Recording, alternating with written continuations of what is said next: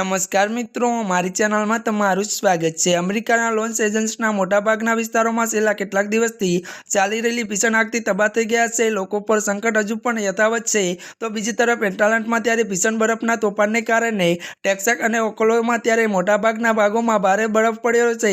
જોકે રસ્તાઓ પર બરફ જામી ગયો છે, જેના કારણે ટ્રાફિક, ફ્લાઇટ અને ઓફિસ, શાળાઓ અને સંસ્થાઓ બંધ રાખવી પડી છે। એટલાન્ટાના ત્યારે સહિત અનેક રાજ્યોમાં કટોકટીની સ્થિતિ જાહેર કરવામાં આવી છે। તો બીજી તરફ એટલાન્ટાના પ્રાંતમાં ત્યારે શિયાળુ તોફાનને કારણે આ વિસ્તારમાં હિમવર્ષા વધી ગઈ છે। અરકાન્સાસ અને ઉત્તર કેરોલિનામાં ત્યારે ફસાયેલા વાહન ચાલકોને મદદ કરવા માટે નેશનલ ગાર્ડો મોકલવામાં આવ્યા છે। અરકાન્સાસના ત્યારે કેટલાક ભાગોમાં 31 સેમી સુધી વરસાદ પડ્યો છે।